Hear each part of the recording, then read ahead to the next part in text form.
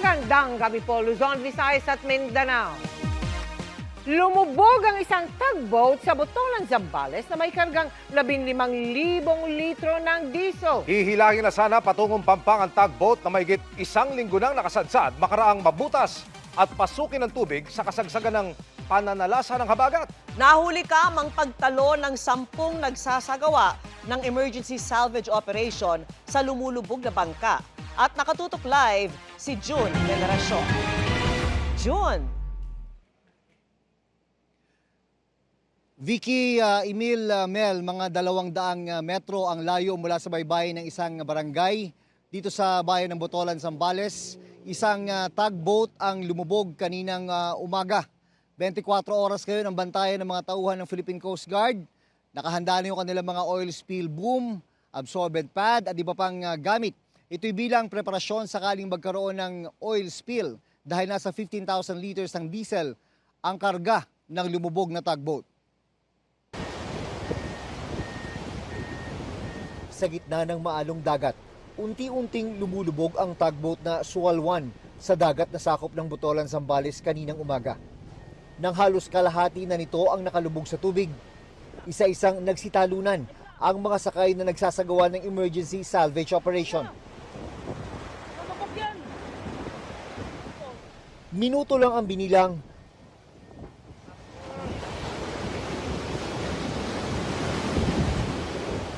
Tuluyan ng nilamon ng tubig ang tugboat at lumubog sa lalim na 24 na metro.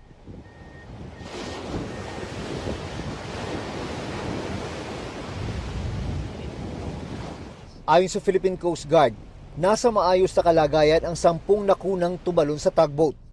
Ang nakababahala, laman ng lumubog na tugboat ang 15,000 litro ng diesel.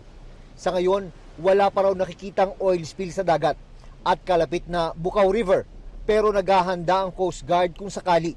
Handang-handa po ang Philippine Coast Guard dyan. Naka-standby na po ang ating mga absorbent pads, kasama po yung ating mga oil spill response equipment sa area. Na-ensure din po natin na naka-intact po ang lahat ng fuel tanks. Batay sa report ng Coast Guard, noon pang August 14 nakasadsad sa mababaw na bahagi ng dagat ang tugboat na pag-aari ng SMC Shipping and Lighterage Corporation. Sinadya raw itong isadsad matapos pasukin ng tubig at bahain ang engine room dahil hinampas ng malalaking alon. 9 na tripulante ang nasagip noon. Pero kanina, habang hinihila ang tugboat, doon na ito lumubog. Pinupull out na po actually itong barko na ito from the grounding area.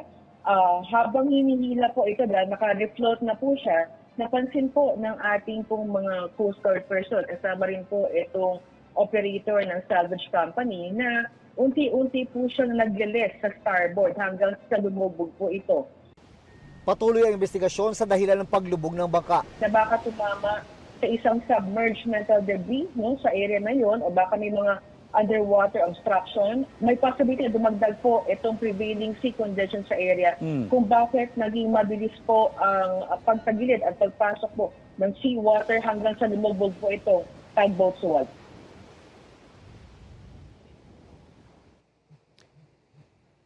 Sabi ng Coast Guard Zambales, kailangan daw talagang matanggal yung lumubog na tugboat, pero bago gawin yan, kinakailangan din magsagawa muna sila ng underwater survey para malaman yung posisyon ng tugboat at mailatag ng mabuti ang kanilang plano sa pagsasagawa ng salvage operation. Balik sa Vicky. Maraming salamat sa iyo, June Veneracion.